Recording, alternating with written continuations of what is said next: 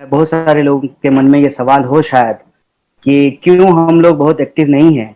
और इस press conference की एक अच्छी बात यह है कि शुरू में ही लोगों ने इसको स्पष्ट कर दिया कि हम लोग क्यों नहीं कर पा रहे हैं, और हम लोग नहीं कर पा रहे हैं यही अवसर है सरकार के लिए कि लोग घर से बाहर नहीं निकल पाएंगे, बहुत बोल नहीं पाएंगे, रैलियां नहीं कर पाएंगे, प्रोटेस्ट नहीं कर पाएंगे, क्योंकि लॉकडाउन है।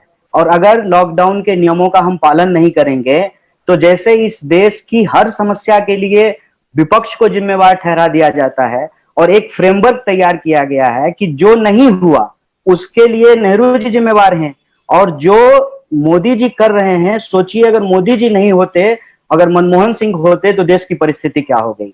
आप मने गिरी हुई हरकत समझ लीजिए कि ये है कि मोदी जी हैं तो 3,000 लोग ही मरे हैं, मनमोहन सिंह प्रधानमंत्री होते तो 4 लाख लोग मर जाते। इस तरह की मतलब बेगैरत बात भी करने वाले लोग हैं।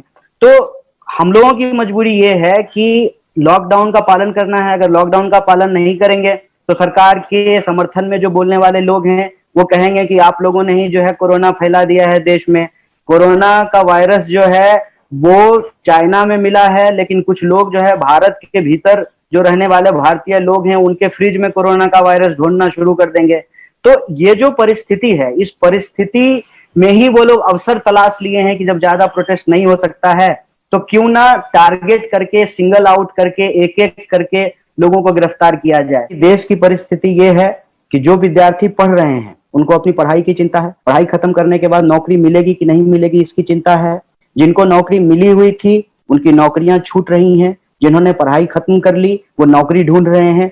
ऑलरेडी समाज जो है एक मानसिक तनाव से गुजर रहा है, लेकिन लोगों के हक और अधिकार के लिए लड़ने वाले, बात करने वाले जो ये विद्यार्थी हैं उनको इसलिए टारगेट किया गया है ताकि सरकार की नाकामियों पर कोई सवाल ना खड़ा कर सके, कोई ये ना पूछ सके कि भाई कैसा ट्रेन चला रहे हैं, जाना है गोरखपुर पहुंच जा रहा है उड़ीसा, आप कह रहे हैं कि लोगों को पटरियों पे नहीं चलना चाहिए, पटरी पे सो गए इसलिए उनकी मौत हो गई। लेकिन जो ट्रेन से आ रहे थे, जिस ट्रेन को 24 घंटे में पहुंचना था, वो ट्रेन जो है 110 घंटे में पहुंची और उसमें 9 लोगों की मौत हो गई। इस पे कोई सवाल नहीं खड़ा कर सके, कोई ये ना सवाल खड़ा कर सके कि आज भोपाल में पीपीई किट पहनने के चलते 5 स्वास्थ्य कर्मी बेहोश हो गए, जिन स्वास्थ्य कर्मियों के लिए थाली बजाए थे तमाम लोग।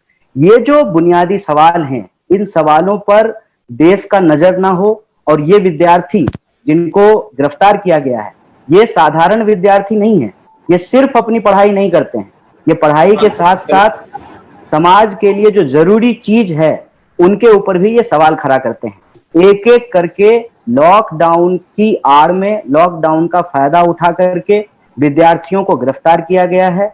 और जिस तरीके से ये गिरफ्तारियां हुई हैं, जिस तरीके से विश्वविद्यालयों पे हमले हो रहे हैं, उससे ये स्पष्ट है कि ये सरकार हम लोगों को अंग्रेजों की याद दिला रही है। और इस देश में लोकतांत्रिक आवाजों को दबाने के लिए और सीए, एनआरसी, एनपीआर के खिलाफ जो लोग लड़ रहे थे उनको खास करके इसलिए टारगेट किया गया है कि इसमें एक तीर से दो शिकार किया जाए। एक तो सीए, एनआरसी, एनपीआर के दौरान जो लोग एक्टिव थे उनसे बदला भी निकाला जा सके, सरकार बदले की राजनीति कर रही है। और दूसरा, अगर इन विद्यार्थियों को डराएंगे, इनको जेलों में डालेंगे, तो बाकी विद्यार्थियों को यह मैसेज जाएगा कि कल को अगर तुम भी सरकार के खिलाफ कुछ बोलोगे तो तुमको भी इन लोगों की तरह जेल में डाल सकते हैं। ये साजिश के तहत ये तमाम काम की जा रही है।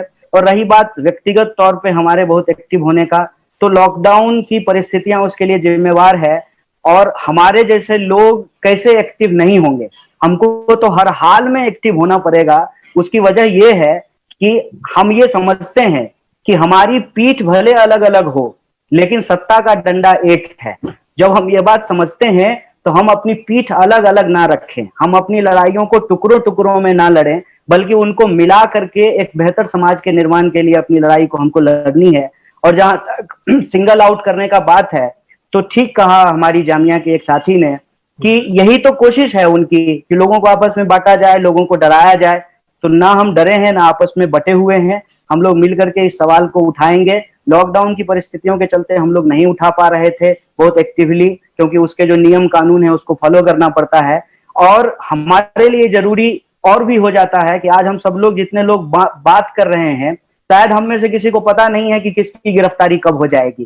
तो ये सवाल एक्चुअली डाइवर्ट किया गया है, और मैं प्रिंट की अपनी साथी से अपील करना चाहता हूं कि जब इस तरह का सवाल फ्रेम किया जा रहा हो कि जिग्नेश क्या कर रहे हैं, कन्हैया क्या कर रहे हैं, तो उस समय बेसिकली ये सवाल पूछा जाना चाहिए कि जब देश में हजारों लाखों प्रवासी मजदूर पैदल घर जा रहे हैं, तो देश के श्रम मंत्री क्या कर रहे हैं, लेबर मिनिस्टर कौन है? देश को पता ही नहीं है कि लेबर मिनिस्टर कौन है। जब कोरोना चल रहा है तो स्वास्थ्य मंत्री जो है वो लूडो खेल रहे हैं। जब देश के विश्वविद्यालय बंद कर दिए गए हैं तो हमारे जो शिक्षा मंत्री हैं वो टीवी देखते हुए फोटो डालते हैं। तो जो सवाल सत्ता से पूछा जाना चाहिए, वो सवाल जो डिसेंडर के रूप में जिनको हम देखते हैं, जो सवाल को मुखरता से उठाने वाले लोग हैं, उनसे ही उल्टा सवाल पूछा जाता है। ठीक है, हम सवाल पूछने का सम्मान करते हैं क्योंकि हम चाहते हैं कि सवाल पूछा जाए।